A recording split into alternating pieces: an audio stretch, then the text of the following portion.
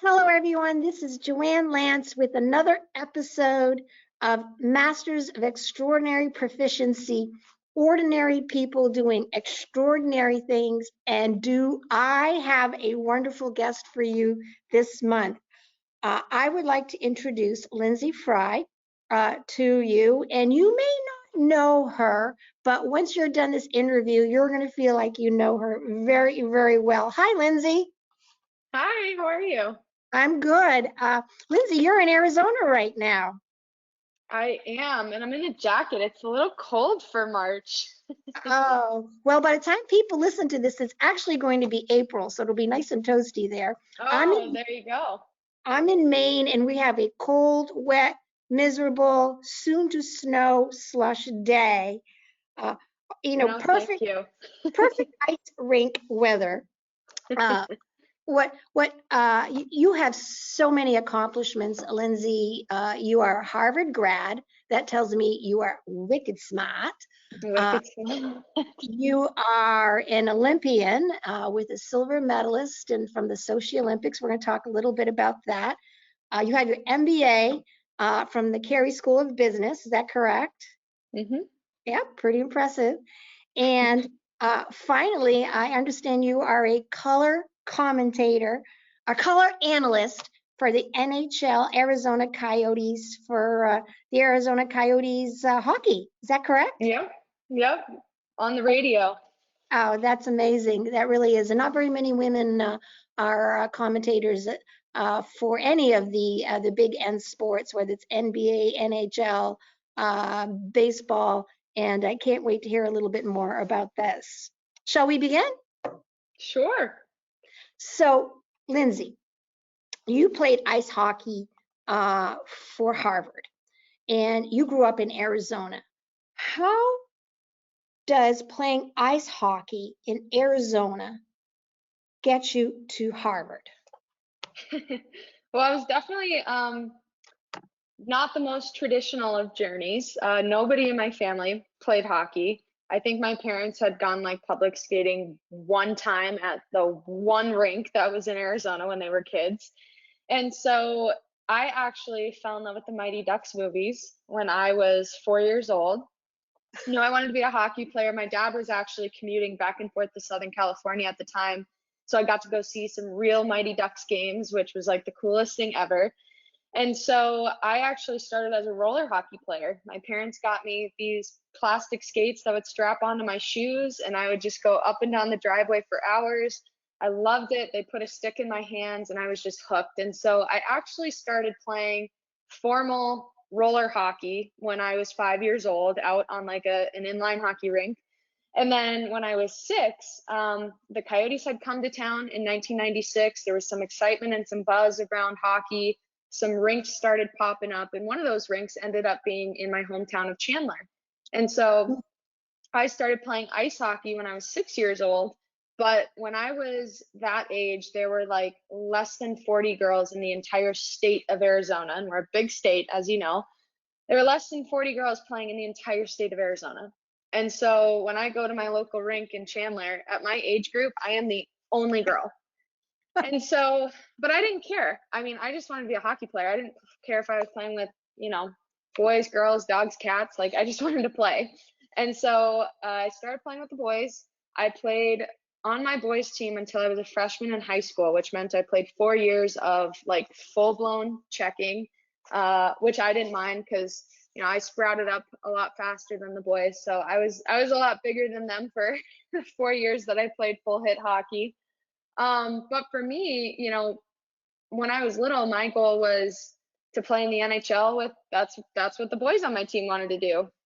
It wasn't till I was probably like a preteen that I realized that the Olympics were actually like the pinnacle for women's hockey. And so my dream kind of shifted away from NHL to playing on the Olympic team someday. And I knew that if I wanted to do that, then I was going to want to play college hockey. And if I was going to want to play college hockey, then I probably wasn't going to get recruited by a women's college hockey coach playing on a boys' team in Chandler, Arizona. So Mm. we weighed a bunch of different options. We weighed going to prep school. We weighed, staying closer to home. And ended up going with one of my best friends, who still is one of my best friends to this day. We coach within our girls association together. We ended up going to Colorado to play for a team in Colorado in high school. And we would literally fly out for a weekend, practice 4 times with our team, fly home, I would practice with my little brother's team. She'd practice with her JV high school team. And then we'd fly another weekend out of the month to go play with our Colorado girls team. So I did that for 2 years. And then when I was a junior, I got invited to come play for an under 18 Team USA team. Had to miss a bunch of school right off the bat. So my public school finally like told me they couldn't do it anymore. They were gonna lose like state funding or whatever. So I had to switch to online school my junior year. And then I was able to travel to Colorado and back a lot more. And ultimately, my junior, senior year, I got recruited to go play at a lot of different schools, landed on Harvard. I'm a good student, but I was never like 15 AP classes student. Like I'd do some honor stuff here and there, but I think for me, I looked at the opportunity to go to an Ivy League school as like the ultimate reward for how much time I had invested in hockey. I always told myself, if I had invested as much time into hockey as I did into school, maybe I would have been able to get into an Ivy League just by myself. So I kind of saw it as just like the ultimate reward, the ultimate give back to my parents for everything they sacrificed. And yeah, so it definitely wasn't a traditional road for me to get there, but it ended up working out. You went to but let's backtrack for a minute. Under 18, you won a gold medal on the Four Nations Cup. So I just want to say that's very impressive. Here you are at Harvard. Harvard is known for its academics. Okay, this is not your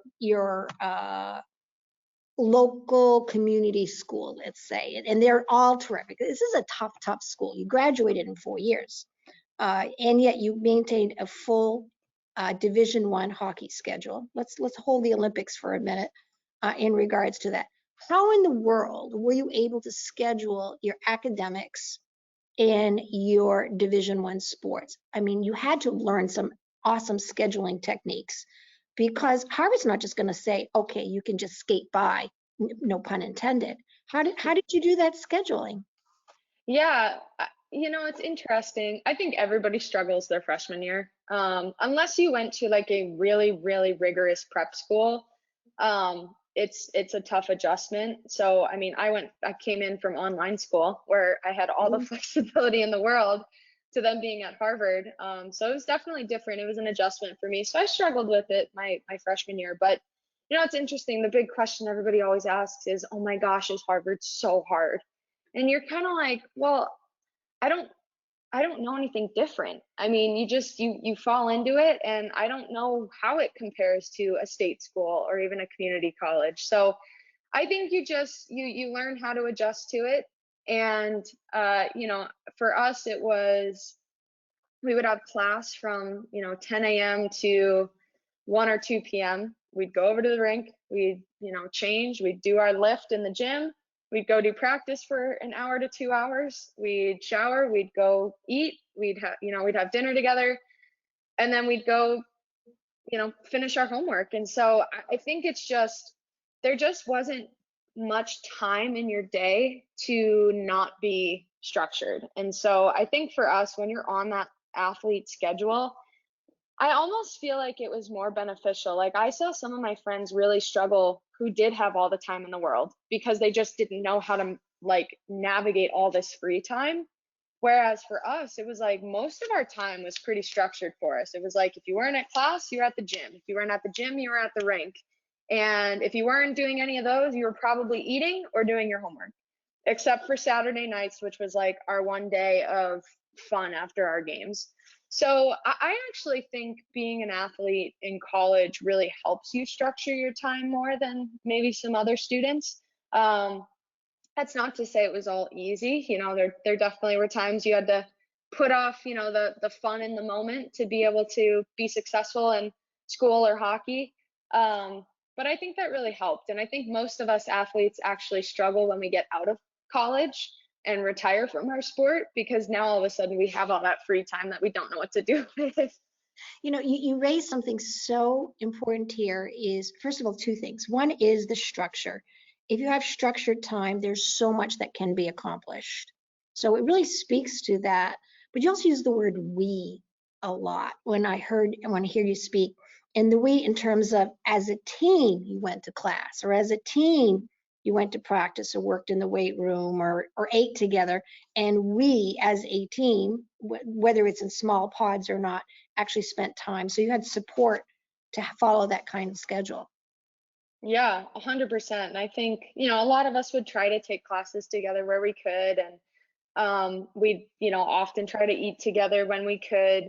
And it was just, yeah, it was great. I mean, I think like to walk in and know that maybe you didn't know everybody on the team, but you knew you had an immediate support system Mhm. was huge. And that doesn't necessarily mean you get along with everybody. Like we had a phrase that was team first. And it really, I mean, it meant a lot of things, but at the end of the day, it was like, you don't have to love everybody on your team, but like if one of your teammates is in trouble or needs help, like you step up, because that's just what we do. And that I think is something that made the culture of our team just so amazing, and I think just helped everybody be successful. It's a great lesson for all of us who work in different teams, and now you are in the outside of the academic world. Uh, that you have to take care of everyone on your team. Now, I liked how you said that you didn't mind taking hits by playing on the boys' teams as a youth, because you spent, okay, I did my research, 60 minutes in the penalty box during your hockey career at Harvard. Is that true? So obviously you That's didn't mind true. either giving or taking hits. Yeah, that's true. Although across 4 years, that's not too bad. That's not too bad. My when I was first learning how to play like full check boys hockey, I was in the box a lot. I think I led my team in penalty minutes, but that fizzled out as I got older. Well, that does say that you're not afraid of sticking up for yourself. Absolutely. Now you followed your dream and you actually went to Sochi Olympics, won a silver medal. And I have a couple questions about this. One is you had won gold medals in the World Cup Championships. You won a gold medal in Four Nations hockey. I actually have a home in Boston, so I've seen how well the Harvard's women's team does. They're amazing and impressive, and they win more often than not. How did you feel about winning the silver medal? Was it an achievement of a lifetime? Was it and almost? How did you react, and how do you feel about winning the silver medal at the Olympics?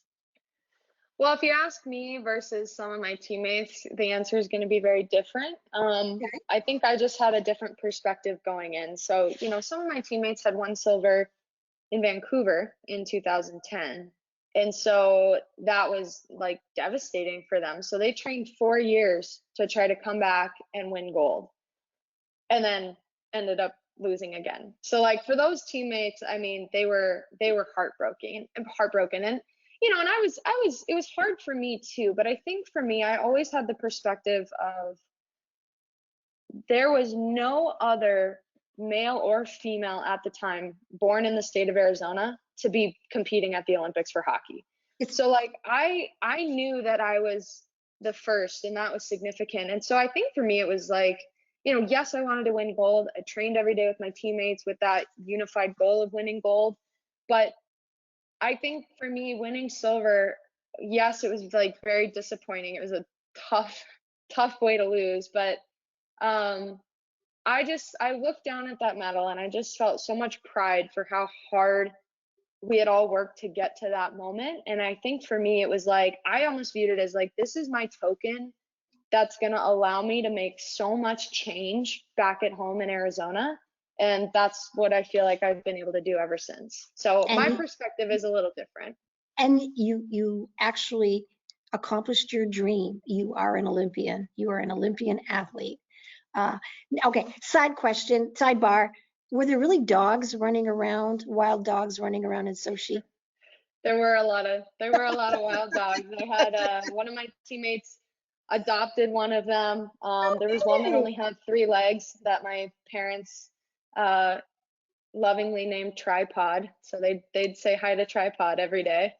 Yeah, so there were a lot of stray dogs, which was okay. kind of a weird experience. Let's do a little segue. I'd like your opinion on something. The Summer Olympics in Japan last year were postponed due to COVID. COVID's affected everyone, and I think about these individuals, the men and women who trained their entire lives to accomplish their dream of being an Olympian, and uh, through no fault of anyone, it was postponed for a year. How do you think that they reacted to actually, okay, you're on the Olympic team, it's going to happen, it's going to be in 2020. Oops, you have to wait a year. How does that affect somebody's psyche to have that kind of disappointment where you think you have it and you don't? And how do you gear up again for the next year? Yeah, I actually wrote an article about this when they postponed because it's something that would have affected me very hard. So I empathize with the athletes who are struggling with it the most. I'm sure there are some of them who are just like, all right, like that's fine, just got to move on and keep doing what I'm doing. For people like me, like it's a lot of work to get to that moment. So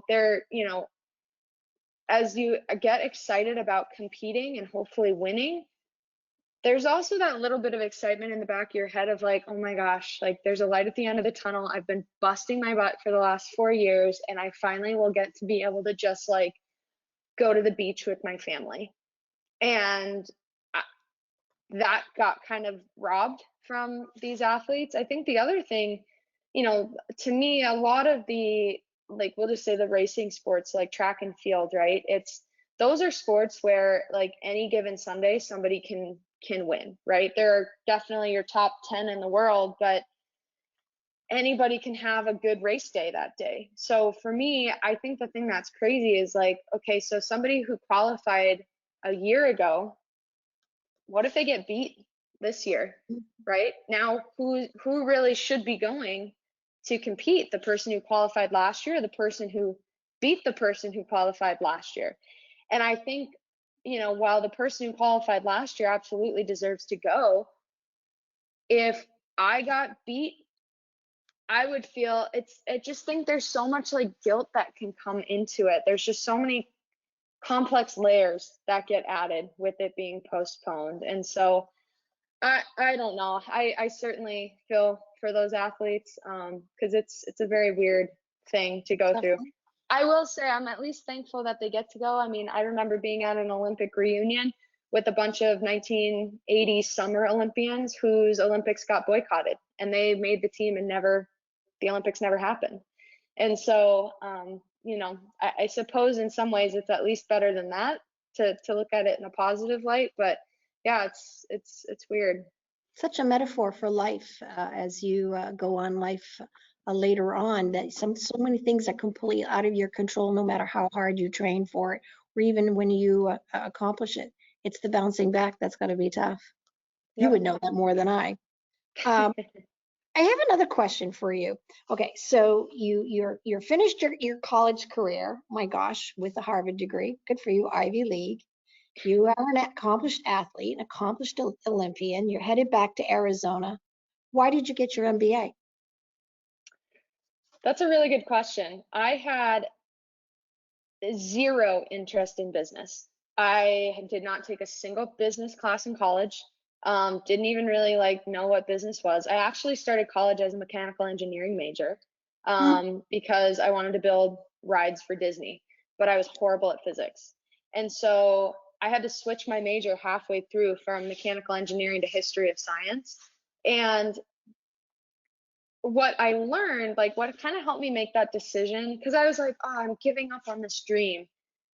But I wasn't being successful. I was miserable. Like school was kicking my butt. So I wasn't sleeping. So then I wasn't performing well in hockey. So I knew I had to make a change. And I think the thing I came back to is what I really want to do is like build stuff, make an impact, and work with kids. Like that was really, I think, when I peeled back the layers of working for Disney, like that's what I actually wanted to do. So I graduated, still wasn't entirely sure how I was going to do that, but I had no plan. So I was like, all right, I'll run a hockey camp in Arizona, I'll run a hockey camp in Colorado. Ironically, the thing I never wanted to do was work in hockey because I saw it as like this waste of my Harvard education. You know, if I go into hockey, that's just the easy way out. That's a cop out. So, but I was like, I had no other plan. I was like, I'll do camps in these two places. And as I started setting these camps up, I started to realize, wow, there's probably a lot of other places throughout the country similar to Arizona where there are girls playing hockey and nobody's going and giving them attention. Nobody of my, you know, status or whatever, being an Olympian, was going and inspiring these kids. So I'll never forget, I was just sitting in my parents' living room. I was living at home and I'm Googling like the most random places I can think of. Albuquerque, girls hockey. Portland, girls hockey. Georgia, girls hockey. And just found all these contacts and started pitching, you know, hey, I'm this girl from the desert who made it to the Olympics. Like, I want to come inspire your players. And that was the start of my business, Lyndsey for Hockey. I fell in love with marketing, didn't know I was doing marketing. Fell in love with sales, didn't know I was doing sales. Fell in love with like being an entrepreneur and building, right? That was one of those things that I was passionate about. The other one was making an impact and the other one was working with kids. And all of a sudden I had built this business where I got to do all three. And so I think after I saw success with that, I ran like 10 to 12 camps in my first year.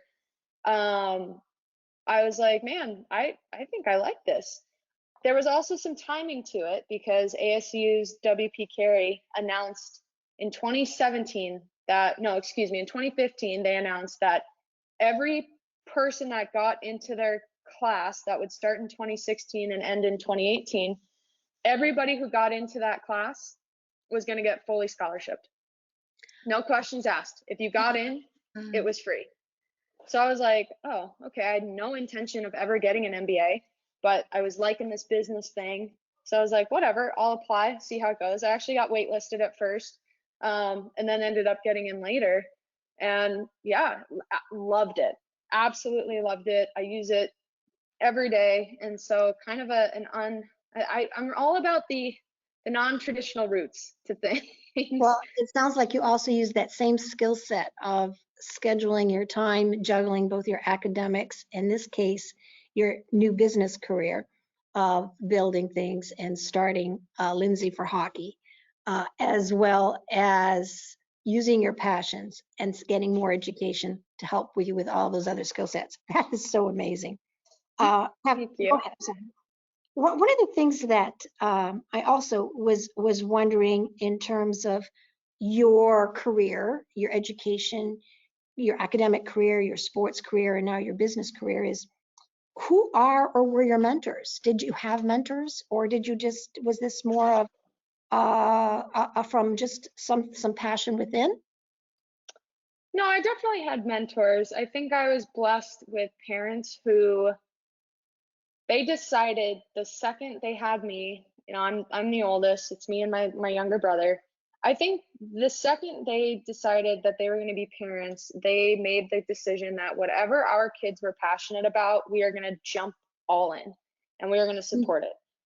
They probably never in a million years thought their little girl would want to play ice hockey in the desert, but they jumped all in and they supported it. And so I think, you know, just to have parents who were there, like financially, emotionally, mentally, I mean, they just were all in. And then my brother followed in my footsteps and also played. So it became a whole family affair. So I think, you know, I was very fortunate for that. My parents also instilled just a lot of confidence in me, not arrogance, just confidence. Like I think, you know, my dad once told me, like, I asked him one time, this was probably 5, 6 years ago, I was like, did you ever in a million years, like when I was born, think that I would be able to go to the Olympics?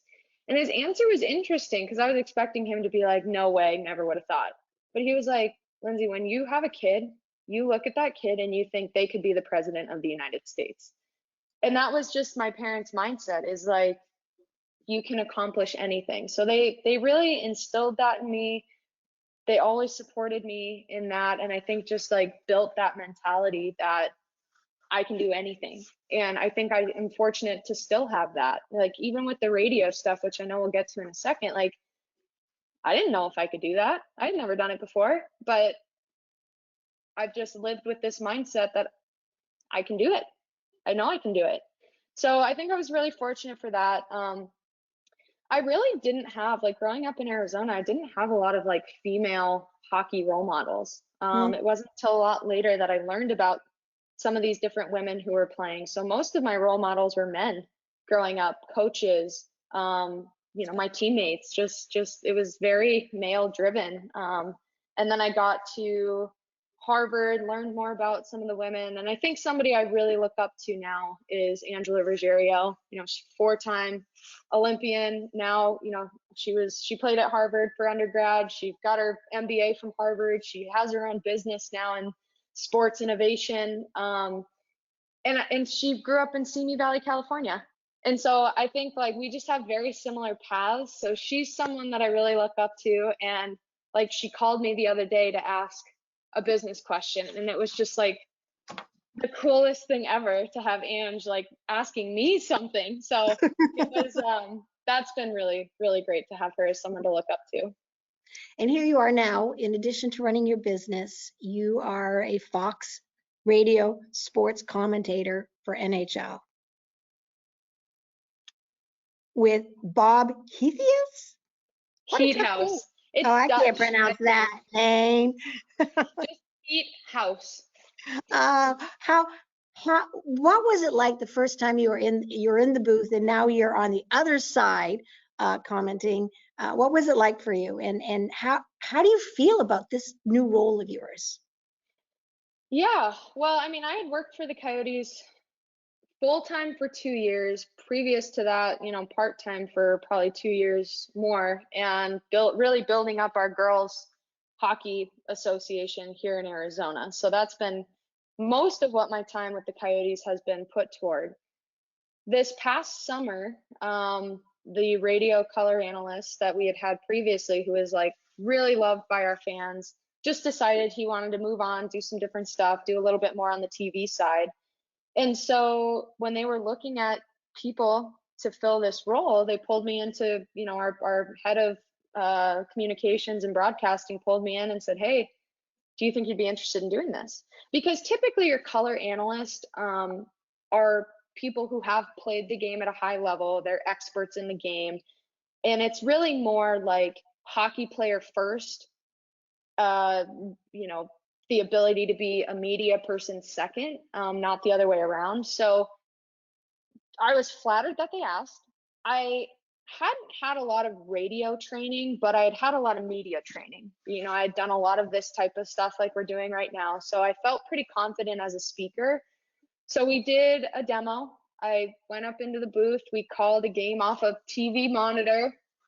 And it was interesting. I think the hardest thing for me to learn was just the timing, because when you really have to get comfortable with your partner when you're doing this. That's whether it's on the radio or the TV side, because every time he'll be talking and explaining the play, and then he'll pause for a second. And I either have a thought ready to go or I don't. And I have to get in, and then I got to get out quickly. So that was probably the hardest part to learn, was just the cadence. But now, I mean, it's been amazing.